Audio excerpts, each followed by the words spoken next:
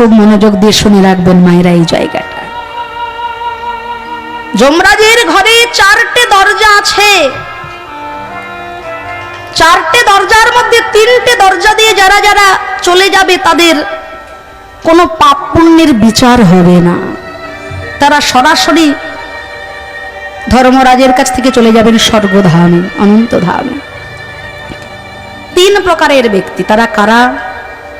না, মনে করুন কোনো সাধু সন্ত সন্ন্যাসী যারা জগৎজীবীর কল্যাণের জন্য নিজের জীবনটাকে উৎসর্গ করে দিয়েছে।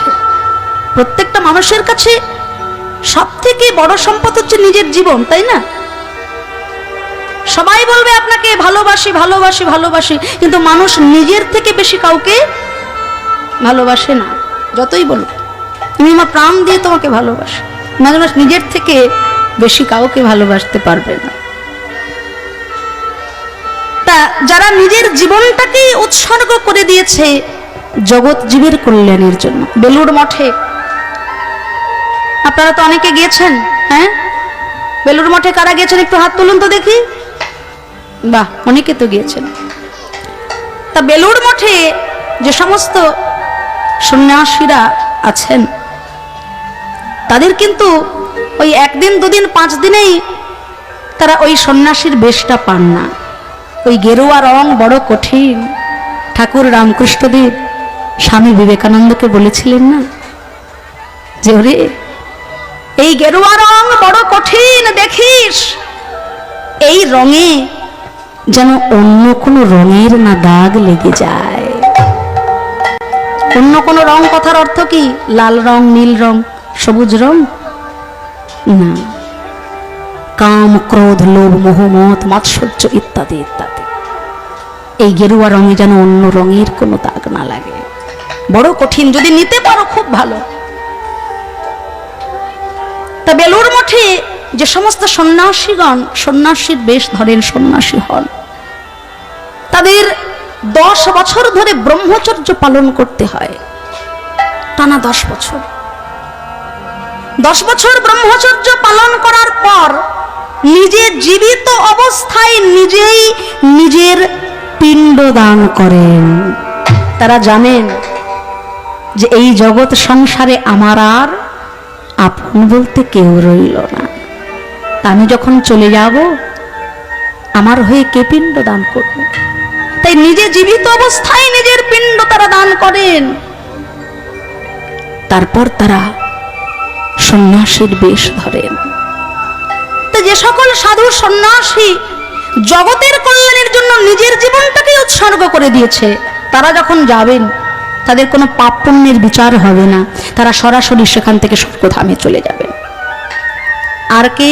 না কোনো সতী রমণী যিনি কায় মনোবাক্যে তার স্বামীর সেবা করেছেন, ইহ জগতের পতির কৃপায় পরম পতির চরণ পাওয়ার পথ তার পরিষ্কার হয়ে যায়।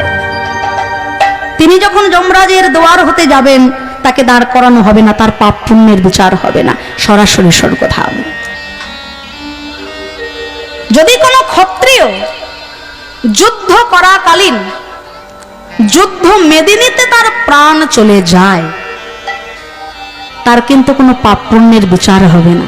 ক্ষত্রিয়ের কর্ম তো যুদ্ধ করা। তা যুদ্ধ করাকালীন কোনো ক্ষত্রিয় যদি যুদ্ধ মেদিনীতে প্রাণ হারায়, সে কিন্তু সরাসরি স্বর্গধামে যাবে, তার পাপ পুণ্যের বিচার হবে না। তা যমরাজের ওই 3টে দরজা দিয়ে যারা যারা যাবে তারা সরাসরি স্বর্গধাম প্রাপ্তি হবে, তাদের পাপ পুণ্যের বিচার হবে না। কেবলমাত্র জমির একটি দুয়ারেই কড়ায় গন্ডায় হবে হিসেব নিকেশ। সেই দুয়ারটা কোন দুয়ার জানেন মায়েরা? মায়েরা তো বলেন মাঝে সাঝে, জমের দক্ষিণ দুয়ার। খুব সাবধান। আপনারা যাবেন কিনা আমি জানি না বাবা, কিন্তু আমার পথ একেবারে পরিষ্কার হয়ে গেছে, টিকিট একদম কনফার্ম। এই তো ভাই ফোঁটা, তাই তো আগামীকাল। আমরা কি বলি? ভাইয়ের কপালে দিলাম ফোঁটা, জম দুয়ারে পড়লো কাটা, যমুনা দেয় জমকে ফোঁটা, আমি দিই আমার ভাইকে ফোঁটা, তাই না? যমুনা ভাই বোন। এনারা কার সন্তান? সূর্যদেবের সন্তান। বাহ, এই তো। তা সূর্যদেবের ঘরে জন্মগ্রহণ করেছিলেন। তা সূর্যদেবের তো দুইজন স্ত্রী, বলুন তো, সংজ্ঞা দেবী আর ছায়া দেবী। সংজ্ঞা দেবীর গর্ভে জন্ম নিয়েছিলেন যমরাজ, আর ছায়া দেবীর গর্ভে জন্ম নিয়েছিলেন, হ্যাঁ, বড় বাবা। বাবা নাম করতেও মায়েরা ভয় পাচ্ছে। মানে দুটো এমনই সন্তান, দুই ছেলের নাম শুনলে আমাদের আত্মারাম খাঁচা ছাড়া হয়ে যায়, তাই না? হরি বল, হরি বল। আবার তাদের কৃপা ছাড়া আমাদের উপায়ও নেই। তা যমুনা তার দাদাকে বড় ভালোবাসতেন, মনে মনে বড় প্রার্থনা জানাতেন যে দাদা যদি আমার বাড়িতে আসতো আমি প্রাণ ভরে তার সেবা করতাম। কিন্তু যমরাজ তো মৃত্যুর দেবতা। যমরাজ চিন্তা করেন আমি যদি বোনের কাছে যাই তাতে যদি আমার বোনের ঘরে কোনো অমঙ্গল দেখা দেয়, তাই ভয়ে তিনি বোনের কাছে যেতে পারতেন না। কিন্তু এই দ্বিতীয়া তিথিতে যমরাজকে যখন যমুনা নিমন্ত্রণ জানিয়েছিলেন, যমরাজ এসেছিলেন তার বোনের কাছে, নানা রকম ব্যঞ্জন দিয়ে সেবা দিয়েছিলেন। যমুনা তার দাদাকে দিয়েছিলেন মাঙ্গলিক ফোঁটা কপালে। তখন যমরাজ এত সন্তুষ্ট হয়েছিলেন, আনন্দে আত্মহারা হয়ে বলেছিলেন, বল বোন, আজকের এই শুভ তিথিতে তুই আমার কাছে কি চাস? যমুনা বলেছিলেন, দাদা গো, ঠিক যেমনি ভাবে আজ এই দ্বিতীয়া তিথিতে তুমি আমার বাড়িতে এসে আমার ঘর আলো করলে, আমার কাছে এসে ভাতৃ স্নেহে আমায় ভালোবাসা দিলে তুমি, যেন প্রত্যেক বছর বছর এই সময় তুমি আমার গৃহে এসো দাদা।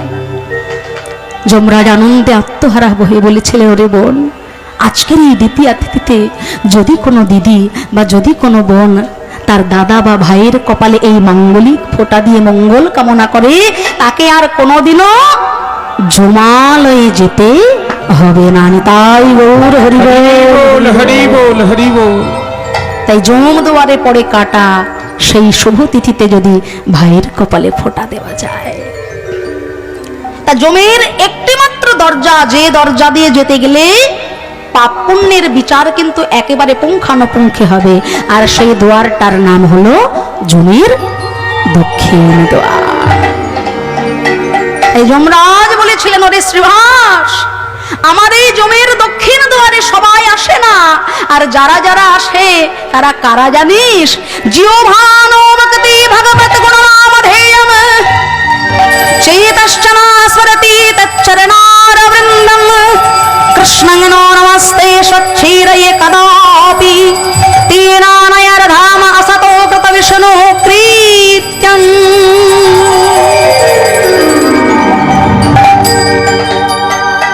যার জিহ্বা ভুলেও একবার হরি কথা বলে না, আমার আমার আমার, সারাদিন শুধু আমার, আমার বাড়ি, আমার গাড়ি, আমার টাকা, আমার পয়সা, থাকি কুড়ে ঘরে, ওপর থেকে জল পড়ে, বর্ষাকালে ঘুম হয় না, কত ঝড় কত বৃষ্টি, তারপরে আয়লা লায়লা তো লেগেই আছে, তাই না?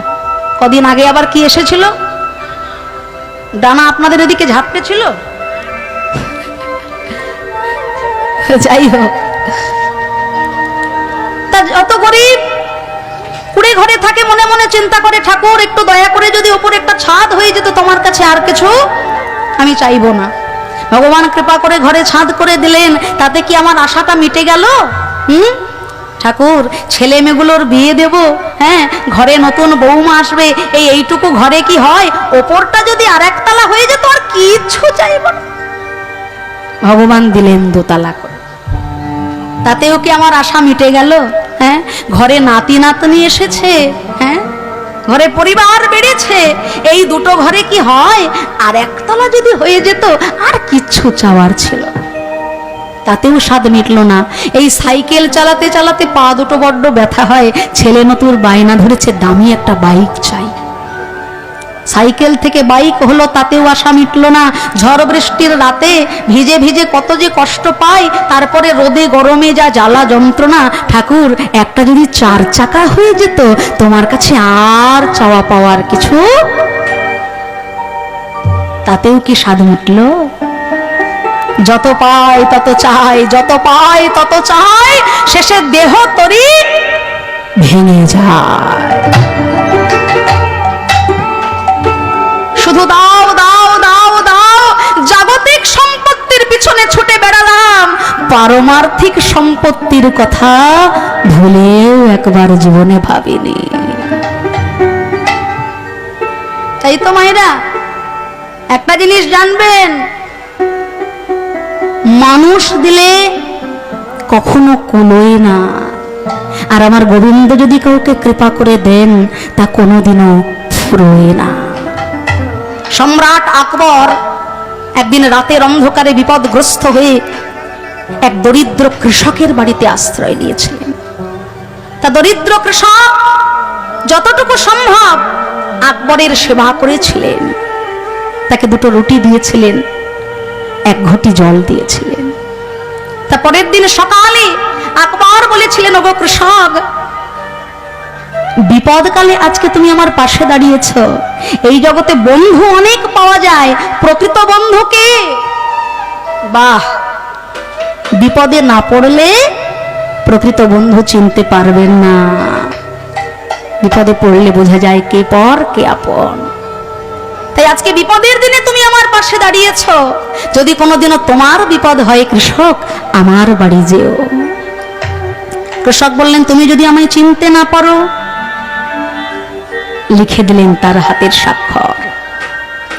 সেই স্বাক্ষরটা কৃষক রেখে দিলেন। কেটে গেল অনেক দিন। হঠাৎ একদিন দেশে খরা নেমেছে। তা কৃষকের স্ত্রী কৃষকের কাছে বলছে, হ্যাঁ গো স্বামী, ছোট ছোট ছেলে মেয়েগুলোর মুখে অন্ন তুলে দিতে পারি না, তা তুমি তোমার ওই বন্ধুর বাড়িতে একবার যাও না, যদি কিছু সাহায্য পাওয়া যায়। কৃষক বলছেন, গিন্নি, আমার বন্ধু বড়লোক মানুষ, আমাকে কি আর এতদিনে মনে রেখেছে? কি গো মায়েরা, মনে রেখেছে? একটা জিনিস সব সময় জানবেন, এটা আমার বাবার কাছ থেকে শেখা, জগতে সবাইকে বিশ্বাস করবেন, কিন্তু তিনটে জিনিসকে কখনো বিশ্বাস করবেন না। জগতে সব কিছুকে বিশ্বাস করবেন, কিন্তু তিনটে জিনিসের থেকে খুব সাবধান। সেটা কি বলুন তো? মন দিয়ে শুনে রেখে যান, আজকের দিনে বিপদে কাজে লাগবে। খ্যাপা শেয়াল, ভাঙা দেয়াল, আর বড় লোকের খেয়াল। এর কোনো গ্যারান্টি নেই বাবা। খ্যাপা শেয়াল যখন তখন আপনাকে বিপদে ফেলবে, আর ভাঙা দেওয়াল, তার পাশে যদি আপনি গিয়ে দাঁড়ান, যখন তখন বিপদে পড়বেন। আর বড় লোকের খেয়াল, এই ভালো আপনার এত বড় বন্ধু একবারে গলায় জড়াজড়ি, 5 দিন পর গেছেন আর চিনতেই পারে না, তাদের খাম খেয়ালি ব্যাপার। তা কৃষক বলছে, বিপদকালে যদি আমাকে চিনতে না পারে তাহলে আমি কি করব? বলে, এই তো তার হাতের স্বাক্ষর আছে, এই স্বাক্ষর নিয়ে যাও। তো যখন স্বাক্ষর নিয়ে কৃষক গিয়েছেন আকবরের কাছে, তখন দেখছে আকবর তার নিজের ধর্ম পালন করছে। আকবর তখন নামাজ পড়ছে। তা আকবর যখন নামাজ পড়ছে, কৃষক দেখে অবাক হলেন যে হাত দুটো উপর দিকে তুলে আকবর কি চাইছে? সে তো সবার মালিক, সে তো সবাইকে সবকিছু দেয়, সে আবার হাত পেতে কি চাইছে? কৃষক জিজ্ঞাসা করলেন যে, বন্ধু, তুমি তো আমাদের সবার মালিক, তুমি কার কাছে চাইছো, কি চাইছো হাত পেতে? আকবর বলছেন, বন্ধু, আমি ফয়রাত চাইছি। ফয়রাত, ফয়রাত মানে ভিক্ষা। ভিক্ষা? তুমি তো নিজেই মালিক, তোমার আবার ভিক্ষা চাওয়ার প্রয়োজন আছে? বলে, হ্যাঁ প্রয়োজন আছে। আমি যেমন তোমাদের সবাইকে দিচ্ছি, তেমন আমারও একটা মালিক আছে। ইসলাম ধর্মাবলম্বী মানুষদের এটা একটা বিশেষ গুণ, যার যেটা ভালো দিক সেটা বলতে হয়। তারা সারাটা দিনের মধ্যে 5 বার তাদের নির্দিষ্ট সময় রয়েছে তাদের আল্লাহকে ডাকার জন্য। আমাদেরও সনাতন ধর্মের মধ্যে অনেক সময় আছে ভগবানকে ডাকার, কিন্তু অন্তর দিয়ে আমরা ডাকি কখন? হ্যাঁ, এ বলে তুই ডাক, ও বলে তুই সন্ধ্যাটা দিয়ে দে, আজকে আমার শরীর ভালো লাগছে না, সিরিয়ালটা দেখছি তো এখন শেষ করায় ওঠা যাবে না, তবু আজকে তুই সন্ধ্যাটাতে। এটা আমাদের ব্যর্থতা। যারা করি না আমাদের ব্যর্থতা। তা আকবর বললেন, আমি যেমন তোমাদের মালিক তেমন আমারও একটা মালিক আছে, আর সেই মালিকের কাছে আমি হাত পেতে ফেরত চাইছি যে হে মালিক, তুমি আমাকে ভিক্ষা দাও, তুমি যদি আমাকে দাও তাহলে আমি জগতে সবাইকে অকাতরে বিলিয়ে দিতে পারবো।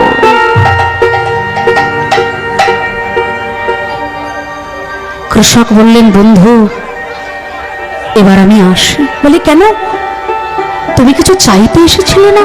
বলে চাইবো, কিন্তু তোমার কাছে নয়। তোমার কাছে কেন চাইবো? তুমি তো নিজেই হাত পেতে ভিক্ষা চাইছো, তাই তুমি যার কাছে হাত পেতে চাইছো, তাই তোমার আমার সবার মালিক যিনি, আমি তার কাছে দুটো হাত পেতে ভিক্ষা চাইবো, আমি তার কাছে দুটো হাত পেতে ভিক্ষা চাইবো। সবার মালিক যিনি, আমি তার কাছে চাইবো। মানুষ দিলে কখনো ফুরোয় না, আর ভগবান দিলে কখনো ফুরোয় না। তাই যারা সারা জীবন মায়া জগতের আন চিন্তা করে তাকে যেতে হয় জমালয়ে। জিহ্বান অভক্তি ভগবত গুণ নাম ধেয়ম চেতশ্চর স্মরতি তচ্চরণারবিন্দম। যার চিত্ত সারাদিন মায়ার চিন্তা করে সে যাবে জমালয়ে। কৃষ্ণং নমস্তে স্বচ্ছিরায় কদাপি তেনায়র্ধম আসতো কৃত বিষ্ণু কৃত্যম। যার মাথাটা রাধা গোবিন্দের মন্দিরে একবার প্রণাম করতে জানে না, সেই নরাধম যাবে জমালয়ে। কিন্তু শ্রীবাস, গঙ্গার জলে স্নান করে আজ তুই ভাগবতের শ্লোক শুনেছিস, তাই আমি তোকে জমালয়ে নিয়ে যেতে পারলাম না। তাই একটা ধাক্কা দিয়ে আমি তোকে জানিয়ে গেলাম যে আমি এসেছিলাম। শ্রীবাস পণ্ডিত চিন্তা করলেন, আমি তো মরেই যাচ্ছিলাম, এই হরি নামের মধ্যে দিয়ে যখন আমার জীবন ফিরে পেলাম, আজ থেকে এই হরি নামই হবে আমার জীবনের সার তত্ত্ব। কৃষ্ণ কৃষ্ণ কৃষ্ণ কৃষ্ণ কৃষ্ণ কৃষ্ণ কৃষ্ণ হে কৃষ্ণ কৃষ্ণ কৃষ্ণ কৃষ্ণ কৃষ্ণ কৃষ্ণ কৃষ্ণ হে হরি বল হরি বল। কৃষ্ণ কৃষ্ণ কৃষ্ণ কৃষ্ণ কৃষ্ণ কৃষ্ণ হে কৃষ্ণ কৃষ্ণ কৃষ্ণ কৃষ্ণ কৃষ্ণ কৃষ্ণ কৃষ্ণ হে কৃষ্ণ কৃষ্ণ কৃষ্ণ কৃষ্ণ কৃষ্ণ কৃষ্ণ কৃষ্ণ হে কৃষ্ণ কৃষ্ণ কৃষ্ণ কৃষ্ণ কৃষ্ণ কৃষ্ণ কৃষ্ণ হে কৃষ্ণ কৃষ্ণ কৃষ্ণ কৃষ্ণ কৃষ্ণ কৃষ্ণ কৃষ্ণ হে কৃষ্ণ কৃষ্ণ কৃষ্ণ কৃষ্ণ কৃষ্ণ কৃষ্ণ কৃষ্ণ হে। সেই দিন থেকে শ্রীবাস পণ্ডিত হরি নাম সংকীর্তন করলেন জীবনের সার তত্ত্ব। এমনই হরি নামে আত্মহারা হলেন তিনি, যার বাড়িতে ছেলে মরে গেলেও মরা ছেলেকে ঢেকে রেখে দুটি বাহু তুলে হরি নামে পাগল হয়েছিল মহাপ্রভুর সঙ্গে। সেই শ্রীবাসঙ্গনে মহাপ্রভু হরি নাম করছেন, কিন্তু যারা আমার গৌরকে ভালোবাসে না, হরি বল হরি বল। ভগবানকে কাছ থেকে দেখলেও কি হবে বাবা, সুকৃতি যদি না থাকে ভগবানকে চেনা যাবে না। তাই যদি হয়, কাছে পেলেই যদি কৃপা পাওয়া যায়, দুর্যোধন তো ভগবানকে কাছ থেকে দেখেছে, হয়েছিল কৃপা। হ্যাঁ, কুরুক্ষেত্র ধর্মক্ষেত্র, সেই ধর্মক্ষেত্র কুরুক্ষেত্রের মাঠে দুটি চরিত্র আমাদেরকে প্রধান প্রধান দুটি জিনিস শিক্ষা দিয়ে গেলেন। দুটি প্রধান চরিত্র প্রত্যেকেই আমাদেরকে শিক্ষা দিয়েছেন ওই স্থানে, কিন্তু দুইজন সাংসারিক অনেক কিছু শিক্ষা আমাদেরকে দিয়েছেন। সেই দুটি ব্যক্তি কে জানেন? একজন হলেন দুর্যোধন, আর একজন যুধিষ্ঠির মহারাজ। এবার আপনারা বলবেন, দুর্যোধন আমাদেরকে কি শিক্ষা দিল? হ্যাঁ, দিয়েছেন। কিসের অভাব ছিল তাদের? সমস্ত রাজত্বটাই যাদের দখলে। অর্থ বল আছে, লোক বল আছে, বাহু বল আছে, সোনা দানা হিরে মানিক মুক্ত রত্ন দাস দাসী, কোনো কিছুর অভাব ছিল না। ছিল? কোনো কিছুর অভাব ছিল না। কিন্তু বাবা কর্মের দ্বারা, ন্যায় নীতি নিষ্ঠা ভ্রষ্টের দ্বারা, অধর্মের দ্বারা, অসত্যের দ্বারা রাজ সিংহাসন হারা হলো। ভাই ভাই তারা কেউ বেঁচে থাকলো না। ধর্মচ্যুত হয়ে, সিংহাসন হারা হয়ে, রাজত্ব হারা হয়ে যুদ্ধ মেদিনীতে সম্পূর্ণ বংশটাই তার ধ্বংস হয়ে গেল। অকালে চলে গেল সবার প্রাণ, অকালে হয়ে গেল বংশ ধ্বংস। যাদের সব ছিল তাদের সব হারা হতে হলো। কিন্তু মহারাজ যুধিষ্ঠির তারা ছিলেন পথের ভিখারি। 5 ভাই মাত্র 5খানা গ্রাম চেয়েছিলেন। সেই বার্তা নিয়ে যখন ভগবান গেলেন, কি উত্তর এসেছিল? বিনা যুদ্ধে নাহি দিব সুচক্র মেদিনী। যারা পথের ভিখারি, বনে বনে ঘুরে বেড়ায়, বনের ফল মূল খেয়ে যারা দিন কাটায়, কর্মের দ্বারা, ধর্মের দ্বারা, ন্যায় নীতি নিষ্ঠার দ্বারা, কৃষ্ণ চরণ অনুসরণের দ্বারা পথের ভিখারি থেকে পেলেন রাজ সিংহাসন। তাই গৌর হরি বল, হরি বল, হরি বল। এই হলো ধর্মের গুণ। ধর্ম যদি আপনার জীবনে থাকে, সত্য যদি সঙ্গে থাকে, ভক্তি যদি হৃদয়ে থাকে, পথের ভিখারি থেকে একদিন রাজত্ব পাওয়া যায়। আর অধর্মের পথে যদি চলি বাবা, অসত্যকে বজায় রেখে যদি চলি বাবা, রাজা থেকে পথে নেমে আসতে বেশি দিন সময় লাগবে না। তাই দুর্যোধনও তো ভগবানকে সামনে থেকে দেখেছিল, শিশুপালও তো ভগবানকে সামনে থেকে দেখেছিল। কাছ থেকে দেখলেই ভগবান চেনা যায় না যদি সুকৃতি না থাকে। কোনো ভাগ্যে কোনো জীবে শ্রদ্ধা যদি হয়, তবে সেই জীব সাধু সঙ্গ যে করায়। সাধু সঙ্গ হতে হয় শ্রবণ ও কীর্তন, সাধন ভক্তে হয় সর্ব অনর্থ নিবর্তন, অনর্থে নিবৃত্তি হলে ভক্তে নিষ্ঠা হয়, নিষ্ঠা হইতে কৃষ্ণ প্রেমের রতি উপজয়, সেই রতি গাঢ় হলে ধরে প্রেম নাম, সেই প্রেম প্রয়োজন সর্বানন্দ ধাম। তাই গৌর হরি বল। তাই আমার মহাপ্রভুকেও সামনে থেকে দেখেছিল নদেবাসীরা, কিন্তু যারা আমার গৌরকে ভালোবাসে না, তারা সুকৃতির অভাবে ভগবানকে কাছে পেয়েও, সামনে পেয়েও, ঘরে পেয়েও চিনতে পারল না।